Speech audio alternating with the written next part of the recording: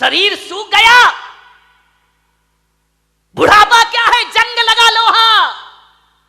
लोहे पर जंग लगता है जब पानी की मार पड़ती है, और जिंदगी को जंग लगता है जब अपनी औलाद का दुष्कार मिला करता है, जब अपनी औलाद से उपेक्षाएं मिला करती हैं। एक बात अंतर इतना है कि लोहे को जंग बाहर से लगता है और जिंदगी को जंग भीतर से लगा करता है। बाहर की जंग को मिटाने के लिए कोई रेख मार्ग मिल जाता है बाजार में, मगर भीतर की जंग मिटाने का कोई भी उपाय हमारे पास नहीं हुआ करता है। उस बूढ़े ने बच्चों को पढ़ाया लिखाया,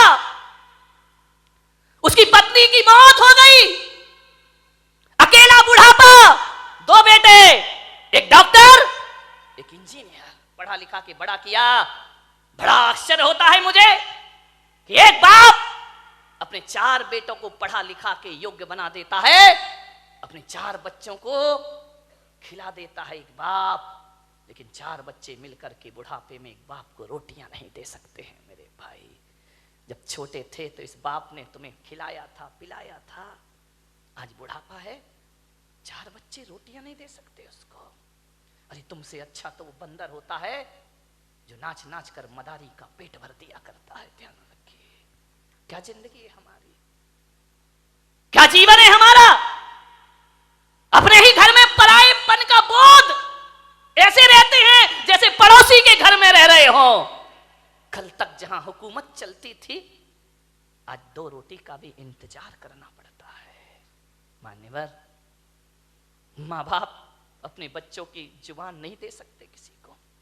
क्या हालात बना दिए हैं कि बुढ़ापे में माँ बाप बच्चों के सामने चुपचाप हाथ बांधे खड़े रहते हैं। ध्यान रखें, उनके पास कुछ नहीं है। उस बूढ़े बाप को बहुएं पसंद नहीं करती थी, फूटी आंख नहीं सुहाता बूढ़ा उनको, बड़ी परेशान हो गई बहुएं। बूढ़े बाप ने देखा, यार इन बच्चों को मैंने पाला पोसा बड़ा किया, आप विचार तो करो एक बार, माँ बाप की तपस्याएं। मैं संत हूं, मैं दिगंबर संत हूं, लेकिन आज मैं आपके सामने कह रहा हूं कि 23 साल हो गए मुझे सन्यास में रहते रहते, लेकिन मैं विश्वास के साथ कहता हूं कि 23 साल में जितनी तपस्या मैंने नहीं की होगी, उससे ज्यादा तपस्या मेरी मां ने मुझे पालने में की होगी। क्या पाते हो तुम अपनी जिंदगी में? मां बाप के एहसान। बड़ा आश्चर्य होता है कि जिस मां ने 9 महीने तुम्हें कोख में रखा, बुढ़ापे में उसको कमरे में नहीं रख सकते हो तुम। ध्यान रखिए, जिस मां ने आंचल का दूध पिलाया, उस मां को मटके का पानी नहीं पिला सकते हो। जिस मां ने, विचार करिए, आज जो तुम बोल रहे हो, अरे बेकार है वो औलाद जो अपने बाप को चुप कहती हो। ध्यान रखिए, कैसी औलाद है। माँ बाप कुछ बोलते हैं तो बच्चा कहता है आप चुप रहिए। अरे जीभ गल के गिर जाना चाहिए आपकी, माँ बाप को कहते हो चुप रहिए। जिसने बोलना सिखाया, जब तुम पैदा हुए थे तुम्हें तो बोलना भी नहीं आता था। बताइए सबसे पहले बोलना किसने सिखाया था? इस माँ बाप ने। और इसी दिन के लिए सिखाया था कि जब तू बोलना सीख जाए तो हमें कहना कि तुम चुप रहो। ध्यान रखिए मान्यवर, माँ बाप के एहसानों से मुक्त नहीं हो सकते कभी। जब तुम्हें चलते नहीं बनता था ना, किसने चलना सिखाया था? बताइए, उंगली पकड़ के किसने चलना सिखाया था? इस माँ ने सिखाया था, इस पिता ने सिखाया था। ये तुम्हारे लिए घोड़ा बना था, तुम उसकी पीठ पर सवार हुए थे। कितना खुश होता था वो बाप जब तुम पहली बार चलना सीखे थे। चलते थे, गिर जाते थे, चलते थे, जैसे ही गिरने लगते थे पापा आकर पकड़ लिया करते थे। एक बात तो बता दो युवाओं से मेरा निवेदन है, जब तुमसे चलते नहीं बनता था तो माँ बाप ने उंगली पकड़ी थी, और आज उनसे चलते नहीं बनता तो तुम उनका हाथ नहीं पकड़ सकते हो। तुम्हें उनका हाथ पकड़ने में शर्म आती है, तुम्हें गाड़ी में बिठा के मंदिर ले जाने में शर्म आती है, तुम्हें शर्म आती है अपने माँ बाप को सहारा देने में। वाह रे इंसान, विचार करिए। याद है तुम्हें जब बचपन में स्कूल जाते थे तो माँ क्या करती थी? तुम्हारे टिफिन में 2 रोटी रखती थी। बेटा पढ़ाई भी करना, भूख लगे तो ये रोटियां खा लेना। स्कूल में रहने के बाद भी माँ तुम्हारा ख्याल रखती थी। और जब स्कूल जाते थे तो माँ पिता 1 रुपया 2 रुपया तुम्हारी जेब में डाल दिया करता था। विचार करो आप, कि जिस माँ ने टिफिन में 2 रोटियां रखी हैं, बुढ़ापे में आज उस माँ की थाली में 2 रोटी नहीं है। और जिस बाप ने जेब में पैसे डाले थे, आज वो बाप बिना पैसे के घर में जिंदगी जी रहा है, एक एक पैसे को तरसता है, उसे शर्म आती है अपनी औलाद से पैसा मांगने में। एक बात तो बता दो, युवाओं से मेरा निवेदन है कि बचपन में तुमने पिता की जेब से पैसे निकाले थे तो पिता तो गुस्सा नहीं हुए थे ना? पिता तो सोचते थे बच्चा है, निकाल लिया, खर्च करेगा, कोई बात नहीं है। बचपन में पिता के जेब से पैसे निकालते तब पिता को गुस्सा नहीं आया। और आज बुढ़ापे में बाप यदि तुम्हारी जेब से पैसा निकाले तो तुम्हें गुस्सा क्यों आता है? मैं आपसे पूछना चाहता हूं, युवाओं से मेरा प्रश्न है, आज आपको गुस्सा क्यों आता है? आज पिता को इजाजत क्यों लेना पड़ती है? एक बात आपसे निवेदन करने जा रहा हूं, मान्यवर, जब तुम छोटे थे ना, ये वही बाप है, तुम्हारे घर में एक चिड़िया आती थी, तुम बचपन में छोटे में पूछते थे पापा ये क्या है? पापा कहते थे बेटा चिड़िया है। फिर थोड़ी देर बाद चिड़िया आती थी, पापा ये क्या है? बेटा ये चिड़िया है। फिर चिड़िया आई, पापा ये क्या है? तुमने 10 बार पूछा, बाप ने 10 बार बताया बेटा ये चिड़िया है। पापा को गुस्सा नहीं आया ना? और जब बुढ़ापे में एक बाप किसी बात को 2 बार पूछ लेता है तो आप कहते हो तुम्हें एक बार का समझ में नहीं आता है, बार बार पूछते रहते हो। कितनी बार समझाऊं तुमको? बताओ, तुमने 10 बार पूछा तो पापा ने गुस्सा नहीं किया, आज पापा ने 2 बार पूछ लिया तो तुमको गुस्सा आ गया। तुम कहते हो कि माँ बाप जिद करते हैं, बुढ़ापे में परेशान करते हैं। तुमने भी बहुत जिद की थी जब तुम अपने माँ बाप के साथ बाजार गए थे, खिलौने के लिए मचल गए थे, पापा यही खिलौना लूंगा, पापा के पास पैसे नहीं थे, पापा मुझे यही वाला चाहिए। सोचिए, आप विचार करिए, बाप के पास कुछ नहीं था, तुमने डिमांड की, तुमने जिद की, तुम भी तो सड़क पर मचल गए थे, बाजार में रोने लगे थे, तब पापा को गुस्सा नहीं आया। और आज माँ बाप थोड़ी सी जिद कर ले तुमको गुस्सा आ जाता है। किस काम की जिंदगी है ये तुम्हारी? मान्यवर, विचार करिए, तुमने कितना परेशान किया है माँ बाप को।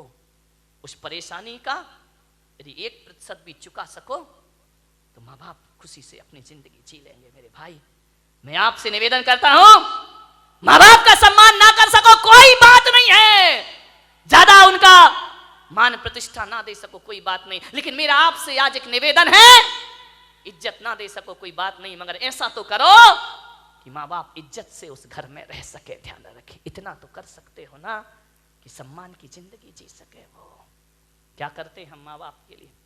स्वामी विवेकानंद बहुत बड़े संत हुए, अमेरिका गए, उन्होंने अपना भाषण दिया, प्रवचन दिया, मां पर बहुत अच्छा बोलते थे। वो कहते थे मां से अच्छा कुछ नहीं होता, मां से बड़ा कोई धर्म नहीं होता, पिता से बड़ा कोई धर्म नहीं होता, कोई कर्तव्य नहीं होता हमारा। विवेकानंद से किसी जिज्ञासु ने पूछ लिया, आप मां की इतनी महिमा गाते हैं, मां में ऐसा क्या है? धरती पर आए हैं तो मां तो मिलेगी मिलेगी, इसमें कौन सा एहसान? और हर मां बाप पाल पोस के बड़ा करते हैं, कोई बड़ा काम नहीं कर दिया उन्होंने। धरती पर आओगे तो मां बाप तो मिलेंगे ही मिलेंगे। विवेकानंद ने कहा, ये प्रश्न कोई भारत का आदमी पूछ रहा है कि मां में ऐसा क्या है? स्वामी विवेकानंद ने उसे बुलाया कि इधर आओ। वो एक साफा बांधते थे, उन्होंने अपनी पगड़ी खोली, बोले इसे पकड़ो। उसने कहा स्वामी जी ये क्या है? बोले पकड़ो। उसने पकड़ा। स्वामी विवेकानंद ने कहा कि जाओ, मेरी सभागृह के बाहर 1 किलो का पत्थर पड़ा है, उसे उठा के लाओ। बोले स्वामी जी मुझे प्रश्न का उत्तर चाहिए, ये पत्थर में से नहीं उठेगा।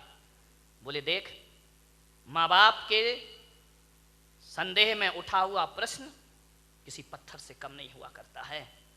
और पत्थर का जवाब स्वामी विवेकानंद नहीं देते, पत्थर का जवाब पत्थर ही दिया करता है। जाओ और पत्थर उठा के लाओ। वो पत्थर उठा के लाया। स्वामी जी ने कहा अपने पेट में बांध, और बांध करके पूरे नगर के 3 चक्कर लगा के आ। बोले ऐसा नहीं हो सकता। बोले क्यों नहीं हो सकता है? बोले मुझे उत्तर चाहिए। बोले उत्तर मैं नहीं दूंगा, उत्तर पत्थर देगा। माँ बाप के खिलाफ उठा प्रश्न पत्थर है, उत्तर भी पत्थर ही देगा। जाओ उसने बांधा पूरे परिक्रमा। बोले थोड़ी देर बांधा फिर छोड़ दिया। बोले मेरे से नहीं होगा ये। बोले क्यों? बोले स्वामी जी आप इतने बड़े विद्वान हैं, मनीषी हैं, ज्ञानी हैं, मैं पेट में पत्थर बांध के घूमूंगा तो लोग हंसेंगे, मेरा मजाक बनेंगे, मुझे अच्छा नहीं लगेगा, मुझे शर्म आती है। तो स्वामी विवेकानंद ने कहा उत्तर मिल गया। बोले ये कोई उत्तर है क्या? बोले यही उत्तर है।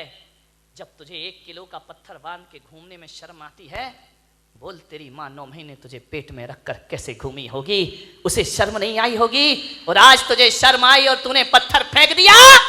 अरे मूर्ख, यदि तेरी माँ को शर्म आती हो तुझे कोख से निकाल कर फेंक देती तो आज मेरी सभा में प्रश्न पूछने की औकात तेरी नहीं होती। इस ध्यान रखिए, ये माँ बाप का उपकार हुआ करता, ये माँ बाप की बदौलत है। एक बात याद रखना मेरे भाई, आज तुम्हारे पास जितनी भी दौलत है वो माँ बाप की बदौलत है। ध्यान रखिए, माँ बाप नहीं होंगे तो कहां से डॉक्टर बन जाओगे, कहां से इंजीनियर बन जाओगे? अरे माँ बाप का एहसान मानो, एहसान मानो इस माँ का। गर्भपात की दुनिया में भी तुम्हें जन्म देने की ताकत रखी है उसने। यदि जन्म से पहले मार देती तो आज यहां बैठ के प्रवचन नहीं सुन रहे होते तुम लोग। आज जो इज्जत तुमने कमाई है ना, ये मत सोचना कि पढ़ लिख के इज्जत कमाई है, ये मत सोचना कि दौलत कमा के इज्जत कमाई है। आज किसी संत की सभा में इज्जत से बैठे हो तो अपनी बदौलत नहीं, अपने माँ बाप की बदौलत बैठे हुए हो। ध्यान रखिए, मेरा आपसे निवेदन है, यदि ये माँ तुम्हें जन्म देके किसी कचड़े घर में फेंक देती ना, जैसे आज बुढ़ापे में तुम उसे फेंक रहे हो, यदि बचपन में इस माँ ने फेंक दिया होता ना तो ना तुम्हारी जात का पता चलता, ना तुम्हारे बाप का पता चलता, और इस धरती पर नाजायज औलाद बनकर जीते रहते। कोई तुमसे शादी करने को तैयार नहीं होता मेरे भाई। माँ बाप ने जिंदगी भर अपना चरित्र बचाया है, इस माँ ने अपने सतीत्व को बचाया है, उस पिता ने अपने चाल चलन को सुधारा है, तब जाकर तुम इस समाज में इज्जत की जिंदगी जी रहे हो मेरे भाई। ध्यान रखिए, ये इज्जत भी माँ बाप से मिली है, ये नाम भी माँ बाप से मिला है, और तुम्हें डॉक्टर बनाने से पहले तुम्हें डॉक्टर बनाने का सपना माँ बाप ने देखा था, तुमने बाद में, तुम्हें तो अकल भी नहीं थी, तुम्हें तो समझ भी नहीं थी कि इंजीनियर क्या होता है, डॉक्टर क्या होता है। माँ बाप तुम्हें बनाते हैं। आज तुम जहां भी हो, संतों की बदौलत, भगवान की बदौलत हो या ना हो, माँ बाप की बदौलत आज तुम जहां पर भी हो। ध्यान रखिए, माँ बाप का हाथ है इसमें। बूढ़ा दुखी हो गया, बहुएं पसंद नहीं करती, घर जाता बूढ़ा तो ऐसा लगता जैसे किसी जेल में प्रवेश कर रहा हो। पत्नी भी नहीं, फोटो लगी है पत्नी की, लेटा हुआ है पलंग पर, कभी पत्नी को देखता है, कभी अपने आप को देखता है। रात कटती है करवट में, पता नहीं चलता कितनी लंबी रात है। यूं तो अमावस 15 दिन में एक बार आती है, लेकिन उस बूढ़े की जिंदगी में तो अमावस ही अमावस थी, पूर्णिमा तो कभी आ ही नहीं पाई।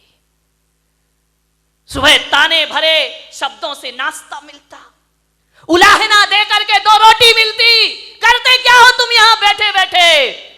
कुछ नहीं बोला बूढ़ा, ठीक है जाए भी तो जाए कहां। बड़ा दुखी था, मर भी नहीं सकता, मौत भी नहीं आती, जी भी नहीं सकता, जीने जैसा कुछ बचा भी नहीं है। बहुत दुखी है बूढ़ा। थोड़ा बहुत टहलाता, यार दोस्तों में बैठता, शरीर में ताकत नहीं, कुछ कमाए, कुछ मेहनत करे, फिर घर लौट आता, और घर लौटता तो ऐसा लगता कि किस दरिंदगी की जिंदगी में मैं वापस लौट आया हूं। कोई ढंग से बात नहीं करता, बेटे के पास टाइम नहीं, वो क्लिनिक से आता, वो साइड से आता, नहाता धोता, टीवी के सामने बैठ जा। बूढ़े बाप से कोई कुछ नहीं पूछता। मैं युवाओं से निवेदन करूंगा, बूढ़े माँ बाप को बुढ़ापे में कुछ नहीं चाहिए, कुछ नहीं चाहिए। कोई बूढ़े माँ बाप नहीं कहेंगे अच्छा कमरा दो, अच्छा बंगला दो, गाड़ी दो, मोटर दो, अच्छा खाना दो, कोई माँ बाप नहीं। आपसे निवेदन है, जब कोई बेटा विदेश जाता है ना घूमने के लिए, पढ़ने के लिए, यदि वो पत्नी से पूछता है क्या लेकर आऊं, पत्नी कहती मेरे लिए हार लेकर आना। बच्चे से पूछता बेटा तेरे लिए क्या लेके आऊं, वो कहता है मोबाइल लेके आना। बहन से पूछता है तेरे लिए क्या लेकर आऊं, वो कहती है अच्छे से सूट लेकर के आना। लेकिन जब माँ से पूछता है माँ मैं विदेश जा रहा हूं, बता तेरे लिए क्या लेकर आऊं। तो माँ कहती मेरे पास सब कुछ है मेरे बच्चे, कुछ लाए या ना लाए, मेरा लाल तू वापिस आ जाए, इससे बड़ा उपहार मेरे लिए दुनिया में कोई दूसरा नहीं। एक माँ है जो केवल तुम्हें चाहती है, तुम्हें बस, बाकी सारे रिश्ते तो तुमसे कुछ चाहते हैं। ध्यान रखिए, तुम्हें चाहने वाला कौन है? मान्यवर, क्या चाहिए एक बूढ़े माँ बाप को? पत्नी डिमांड कर सकती है साड़ी की, आभूषण की, माँ बाप तो नहीं करते। कोई उन्हें अच्छा पहनना नहीं चाहिए, उन्हें अच्छा कपड़ा नहीं चाहिए, उन्हें तो सब जीवन जी लिया है। ध्यान रखना, लड़कों से मेरा निवेदन है, बूढ़े माँ बाप को केवल प्रेम के 2 शब्द चाहिए। रूखी रोटी दे देना, ऑफिस से दुकान से जब भी लौटो 2 मिनट अपने माँ बाप के पास जरूर बैठना, उनका हाल चाल पूछ लेना, समस्या का समाधान कर पाओ या ना कर पाओ 2 शब्द प्यार के बोलना कि पापा जी कोई तकलीफ तो नहीं है ना, कोई कष्ट तो नहीं है ना, आपकी तबीयत ठीक है ना, बस इतना बोल दो। ध्यान रखिए, कुछ नहीं चाहिए माँ बाप को। एक माँ को इतना ही तो सुनना है कि माँ से इतना बोल दे बेटा कि मम्मी तू ठीक है ना। मैं आज आपसे पूछता हूं, एक सच्चा बेटा होगा तो आज जाके घर में माँ बाप से पूछेगा कि माँ बाप, माता पिता जब तुमने मुझे जन्म दिया था क्या सोच के जन्म दिया था? एक बात पूछना प्रश्न अपनी माँ बाप से, क्या सोच के तुमने जन्म दिया था मुझे? आप बताओ पिताजी, जैसा आपने सोचा था मैं उसके अनुसार हूं या नहीं हूं? पूछ लो एक बार अपने माँ बाप से, किन अरमानों से जन्म दे के पाल पोस के बड़ा किया था, मैं आपकी इच्छाओं के अनुरूप जीवन जी रहा हूं या नहीं जी रहा हूं? और माँ बाप यदि कुछ ना बोले तो समझना कि तुम अभी वैसा जीवन नहीं जी रहे हो।